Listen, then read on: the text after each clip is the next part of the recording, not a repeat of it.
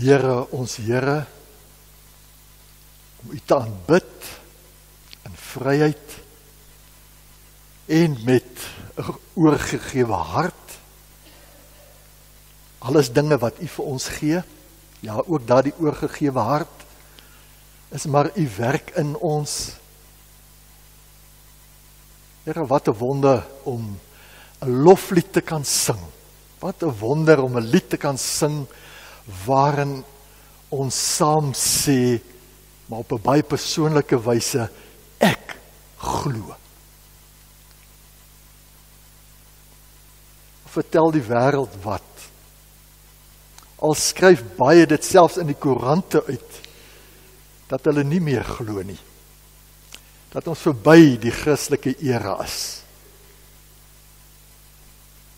Dat God maar net 'n verhaal is. Here, staan ons as gemeente op, saam met die hele kerk op aarde, in hierdie dag, en sê ons, ek glo in die Almagtige, hy wat vir my 'n Vader is, hy wat my in sy Seun kom red het, hy wat deur sy Gees in my woon. Dankie Here dat ons so saam kan wees. Dankie dat U die lewende Here hier is. Hemelse Here, ons wil in hierdie oggend laag voor U buig, omdat ons weet dat ons nie altyd op daardie voetspore stap, wat U vir ons gelê het nie. Here, dat ons maar baie keer ons eie weg inslaan, maar dankie Here dat ons kan weet, ons is verloste sondaars. Here, U sien ons in genade aan. Dankie Vader dat ons kan kom bid vir hierdie wêreld waarin ons leef, saam met miljarde ander mense. Mense wat U ken en mense wat U nie ken nie. En ook mense wat U nie wil ken nie. Here, ons klomp bevoorregte mense wat vanoggend ons voete onder 'n tafel kon instoot en 'n ontbyt eet, of staan en eet, soms so vinnig, haastig. Here, ons wil vir U sê baie dankie dat U 'n wonderlike Vader is wat vir ons sorg, vir ons elkeen persoonlik, vir elke huis in hierdie gemeente. Ja Here, dat U vir elke persoon, vir elke kind in ons gemeente sorg. Maar ons weet U doen dit ook vir elke mens. Ja Here, selfs daardie een wat vandag in 'n asblik moet grawe. Here, gee dat hulle elkeen op 'n bord kos sal afkom, iets te ete, maar wek ons op om ook daar te gee waar dit nodig is. Dankie Here dat ons vir U kerk kan bid, dankie dat ons vir ons land kan bid, dankie dat ons vir ons leiers kan bid. Here, ons gaan deur moeilike tye, maar U is by ons. U is by ons.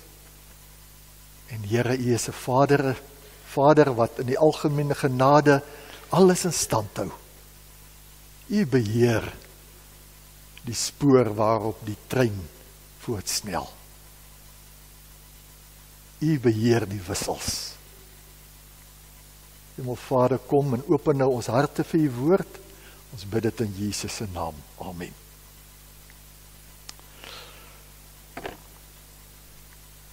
Ons skriflesing kom uit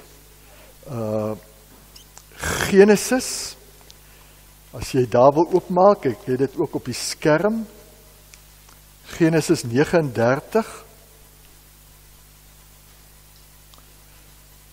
Genesis 39, as jy so lank daar wil oopmaak. Ons tema is om te wag en te hoop op God. Sluit aan by ons jaar tema van hoop. Wat is die teenoorgestelde van hoop? Wat is die teenoorgestelde van hoop? Wanhoop, né? Kom ons kyk na 'n paar tekste uit die Bybel. Ek het sommer net so 'n paar hooptekste uit die Bybel gehaal om ons so 'n bietjie te laat dink. 1 Petrus, in julle harte moet daar net 'n heilige eerbied wees vir Christus, die Here. Wees altyd gereed om 'n antwoord te gee aan elkeen wat van julle 'n verduideliking eis oor die hoop wat in julle lewe. Nog 'n teks uit Petrus: aan God die Vader van ons Here Jesus Christus kom al die lof toe. In sy groot ontferming het hy ons die nuwe lewe geskenk deur die opstanding van Jesus Christus uit die dood.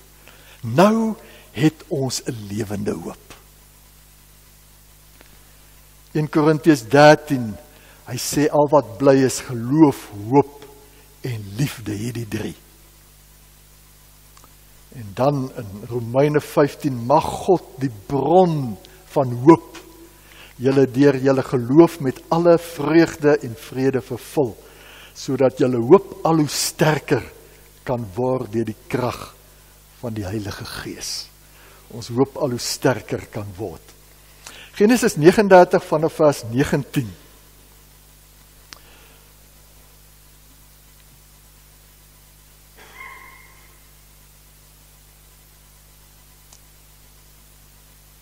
Toe Josef se eienaar by sy vrou hoor wat sy slaaf alles aan haar gedoen het, was hy kwaad.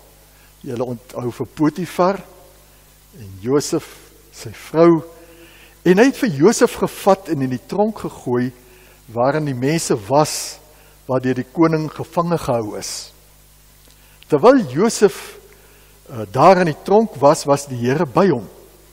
En hy het Josef sy troue liefde laat ondervind, sodat die tronkbewaarder hom goedgesind geword het.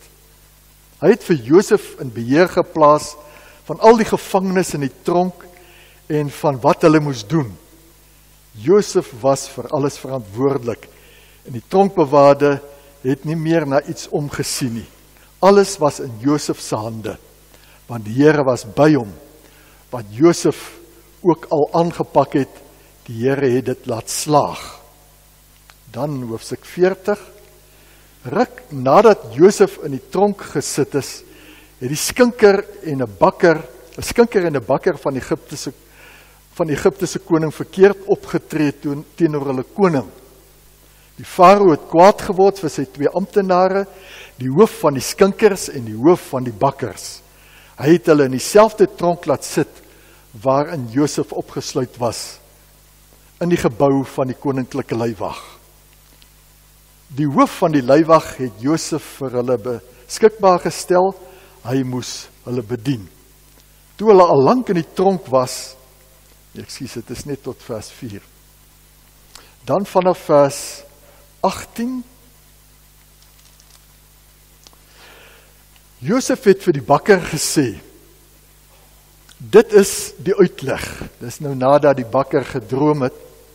Die 3 mandjies is 3 dae. Oor 3 dae sal die farao aan julle aandag gee. Maar vir jou sal hy aan 'n paal laat ophang en die voëls sal jou vleis van jou afvreet. 3 dae later was dit die farao se verjaarsdag en hy het al sy amptenare op 'n groot ete onthaal. Daarvoor sy amptenare het hy aandag gegee aan die saak van die skinker en die bakker. Hy het die hoof van die skinkers in sy amp as skinker herstel en die skinker het weer vir die farao sy beker aangegee. Maar hy het die hoof van die bakkers laat ophang. Dit alles het gebeur soos Josef vir die 2 hulle drome uitgelê het. Maar die hoof van die skinkers het nie aan Josef gedink nie. Hy het van Josef vergeet. 2 dae later het die farao 'n droom gehad. Hy het gedroom, hy staan langs die Nyl. Uit die rivier kom daar toe 7 vetkoeie uit uit die rivier kom daar toe 7 mooi vetkoeie uit en hulle gaan wei in die vleigras. Na hulle kom daar toe 7 ander koeie uit die rivier uit. Hulle was lelik en maar en het langs die ander koeie op die rivierwal gaan staan. En toe vreet die lelike maar koeie die 7 mooi vetes op. droom wat uiteindelik nou verwys het na die hongersnood wat na die 7 jaar van oorvloed sou volg. Kom ons sing sittende net die 2 verse van hierdie bekende lied.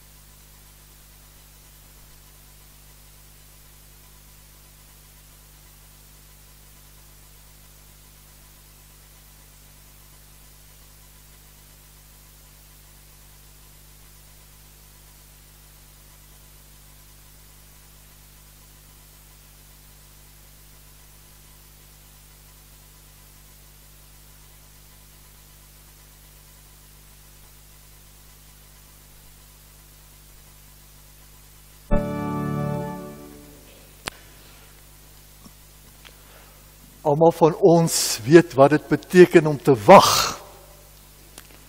Jy sit in die wagkamer, die ontvangsdame het reeds jou naam neergeskryf, jou mediese fonds besonderhede aangeteken en vir jou na 'n stoel beduie. Langs jou sit 'n ma met 'n slapende baba in haar arms. Die man oorkant jou blaai deur 'n Time tydskrif. 'n Vrou laat haar koerant sak, kyk op haar horlosie, sug en gaan voort met die taak van die oomblik om te wag. Om te wag is natuurlik nie baie genotvol nie. En ek dink vir sommige van ons nog minder genotvol, want die geduld is nie altyd daar nie. Tyd kan ons so stadig beweeg soos 'n gletser daar in Alaska, ne? Die horlosie tik elke 5 minute, nie elke sekonde nie, voel dit vir jou. Het voel of iemand die pausknoppie gedruk het. Ons hou nie van wag nie. Ons is die kommaan geslag. Ons vleg deur die verkeer om 'n vinnige baan te kry. Ons vra ons as iemand met 11 items by die 10 item spoedbeheerpunt kom staan. Ons trommel met ons vingers wanneer ons 'n liedjie aflaai of iets aflaai op die rekenaar of vir die mikrogolf wag om ons koffie warm te maak. Kom aan. Ons wil 6-pack apps hê in 10 minute mos, né? Ek sien dit elke oggend daar by die gym. Ons wil 1 minuut reis in 'n 30 sekondes hê. Ons hou nie daarvan om te wag nie vir die dokter nie vir die verkeer nie vir die pizza nie, en ook nie vir God nie. Ja, nie vir God nie. Wag, die jong paartjie wag om swanger te raak. Die man met die aktetas, hy het sy CV al wêreldwyd gestuur, wag vir werk. Die ou tante met die kierie, 'n weduwee, sy wag al 'n jaar lank vir 'n dag sonder trane. Wag vir God om te gee, te help, te genees. Wag vir God om te kom. Kyk, as daar iemand is wat die meubels in God se wagkamer baie goed geken het, dan was dit hierdie man Josef. Die Josef verhaal, 'n wonderlike verhaal. Maar die probleem met hierdie verhaal is dat dit so kort is. Jy kan die Genesis verslag in minder as 'n uur van voor tot agter deurlees. Wat die indruk skep of dit iets is wat gebeur het sommer so een oggend voor ontbyt. Dit sal dalk beter wees om dit oor 'n paar dekades te lees. Vat nou hoofstuk 37. Gaan sit 'n paar uur in 'n droë put terwyl die son die aarde skroei. Sê die eerste reeltjie van hoofstuk 39 'n paar paar maande lank of 'n paar uur lank op. Of hoofstuk 39, 'n paar maande sê 'n bietjie Josef is na Egipte toe gebring. Josef is na Egipte toe gebring, want Josef het minstens soveel tyd nodig gehad, paar maande om hierdie 1200 kilometer van Dothan tot in Tebes te stap. En dan was daar die dag, of dae, of weke voordat hy opgeveil is. En Potifar hom gekoop het. Tel daarby moontlik 'n dekade in Potifar se huis van toesig hou oor die bediendes, sy meester se bevele uitvoer, aanleer van Egipties, tik, tak, tik, tak, tik, tak. Die tyd gaan stadig verby in 'n vreemde land. En die tyd staan stil in die tronk. Josef het die skinker gevra om vir hom 'n goeie woordjie te doen. Daar in vers 14 en 15 van hoofstuk 40, maar wanneer dit goed gaan met jou, sê hy, moet jy aan my dink en moet jy my 'n guns bewys. Jy moet my saak vir hom, dis nou vir Farao stel, en sorg dat ek uit hierdie plek uitkom. Ook hier het ek niks gedoen waaroor hulle my in hierdie gat kon gooi nie. Ons kan byna hoor hoe die skinker sê, ek sal verseker vir Farao sê, van jou vertel, so gou 'n kans kry. Jy sal van my hoor. Josef het hom teruggehaas na sy sel, hy het sy besittings bymekaar gemaak, hy wou gereed wees as hy geroep word. Maar 'n dag het verbygegaan, 2 dae, 'n week, 'n maand, 6 maande, nie 'n woord nie. Wat gebeur het, is dat die skinker vers 23 sê, nie aan Josef gedink het nie, hy het van Josef vergeet. Op die bladsy in jou Bybel is die oop spasie tussen hierdie vers en die volgende een skaars 'n haarlyntjie breed. Die oog glip sommer in minder as 'n minuut daaroor. Maar vir Josef het dit 2 jaar geduur. Hoofstuk 41 begin met die woorde 2 jaar later het Farao 'n droom gehad. 2 jaar. 24 maande van stilte. 104 weke van wag. 730 dae van wonder. Net eers te sê hoeveel ure dit was nie. Stilte, baie tyd vir Josef om te wanhoop, moedeloos te raak. Maar nie Josef nie. Op 'n dag wat begin het soos baie ander dae, het hy rumoer by die ingang na die ondergrondse tronk gehoor. Harde, ongeduldige stemme het opgeklink, ons kom al die Hebreër. Farao wil die Hebreër hê.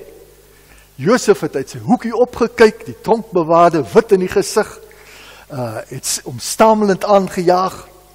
Kom uit, mag gou, kom uit. Agter hom het 2 leiwagte gestaan, stel ek my voor wat hy dalk nog herken het daar in Potifar se diens. Hulle het hom aan sy elmboog gevat, by die gat uitgestap, hy het sy oë geknip teen die skerp sonlig. Hulle het hom oor 'n binnehof geneem, na 'n kamertjie, daar het bediendes om hom saamgedrom, sy vuil klere uitgetrek, vir hom skoon klere aangetrek, nuwe sandale. Die wagte het weer verskyn en hom na die troonkamer geneem. En so het dit gebeur dat Josef en die Farao mekaar die eerste keer in die oë gekyk het. Van aangesig tot aangesig. Die koning het die vorige nag nie goed geslaap nie. Drome het sy nagrus verstoor. Hy het gehoor van Josef se vaardigheid. Hulle sê, jy kan drome uitlê. My raadgewers is stom geslaan. Kan jy my help? Julle ken die verhaal verder baie goed. Josef sê, God gee die goeie antwoord vir u. God gee die goeie antwoord vir u, vers 16. Josef kom uit die tronksel en hy spog met God. tronkstraf het nie sy geloof vernietig nie. Dit het dit versterk. En jy? Jy is nie in die tronk nie, maar dalk is jy siek, en jy ontvang dalk behandeling, 'n toestand van onsekerheid wat jy beleef, jy is op soek na werk dalk, wag vir hulp, of 'n huweliksmaat, jy bevind jou in God se wagkamer. Wel, indien wel moet jy dit weet, terwyl jy wag, werk God. Terwyl jy wag en hoop, werk God. In Johannes 5 vers 17 het Jesus gesê, my Vader werk tot nou toe en ek werk ook.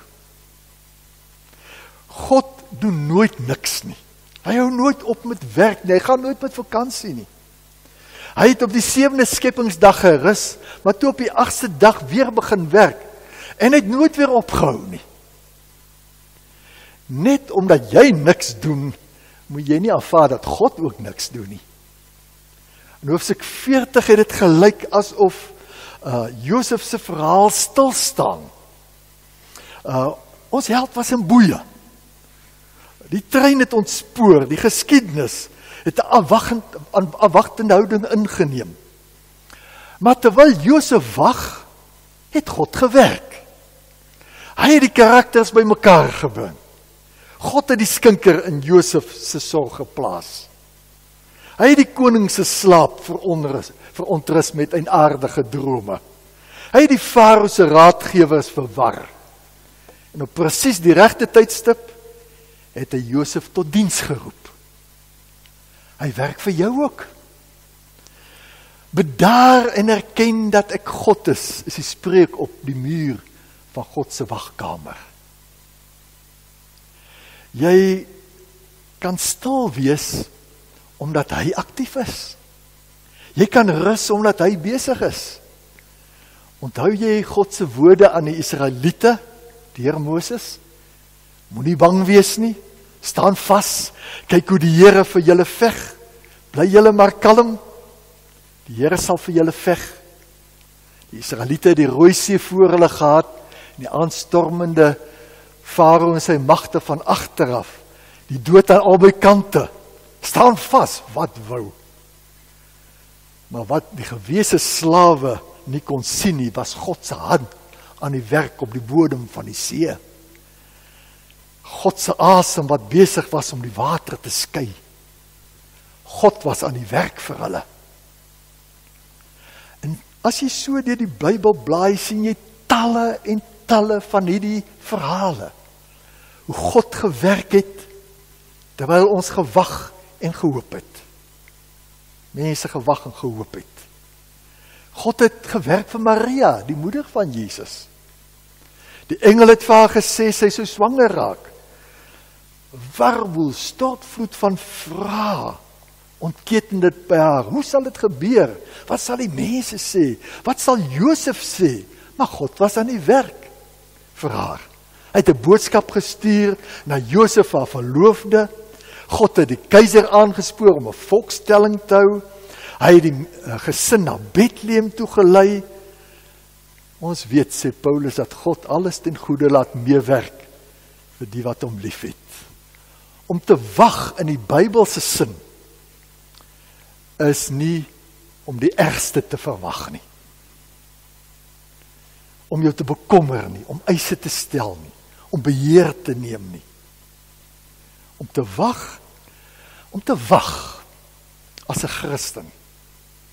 Om te hoop as 'n Christen wanneer jy in die nood is 'n poging om deur gebed en geloof op God te bly fokus. Wag vir die Christen is om in gebed en geloof op God te bly fokus. Psalm 37 sê so mooi, wees stil in die Here en wag geduldig op hom. Kyk, om te wag is makliker gesê as gedoen, hè. Dis nie maklik nie. Ek was my hele lewe lank haastig Jy haas jou hierheen, jy haas jou daarheen. Iemand sê my nou die dag, hy dra self sy horlosie met die gesig na die binnekant toe, dat hy nog die gewrig hoef te draai om te kyk hoe laat dit is nie. Malligheid, so is ons almal. Maar die wat op die Here vertrou, kry nuwe krag, sê die woord. Hulle vlieg met arendsvlerke. Hulle hardloop en word nie moeg nie, hulle loop en word nie mat nie.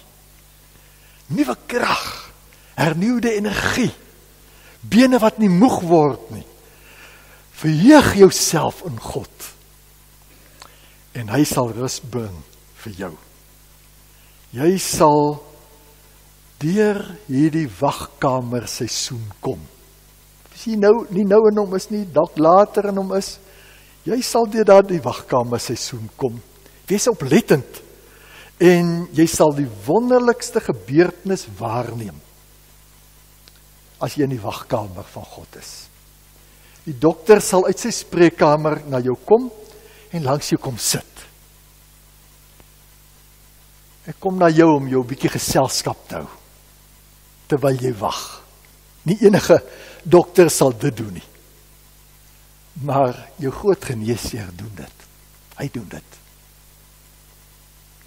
Om met geduld en geloof te wag is om te hoop. Ons kan hoop op hulp. Want ons het 'n God wat help en nie teleurstel nie. Ek en jy hoef nie te verloor nie. Ons hoop te verloor nie. Ons hoef nie in wanhoop te versink nie. Want ons het 'n God, die Almagtige. Kyk 'n bietjie na hierdie skyfie. Jesus is Here. Wat beteken dit? Jy sal die betekenis vasstel as jy dit in Engels lees. Jesus is here. Jesus is here. Hy is Here en hy regeer. Jesus regeer nie daar ver weg uit die hemel nie. Hy regeer hier by ons, by jou. Hy is teenwoordig hier by jou. Terwyl jy wag, terwyl jy hoop. Hy gee ons hoop. Kom ons word stil. Dankie Here, dat ons kan weet, dat ons op U kan hoop, terwyl ons op U wag. Terwyl ons op 'n antwoord wag, of uitkoms wag, of herstel wag. Dankie Here, dat U so God is. U was dit vir die ou gelowiges van duisende jare gelede. U is nog dieselfde God vandag. U is gister en vandag en tot in alle ewigheid dieselfde. Ja, Here, die uitkoms is nie altyd soos ons dit wil hê nie, maar ons weet, Here, dat U weet wat U doen. Ons weet dat U die groter prentjie sien en dat U alles uiteindelik tot ons bes wil laat gebeur. Dankie daarvoor. Seën ons in hierdie week, Here. Maak ons 'n seën vir ander om ons. In Jesus se naam. Amen.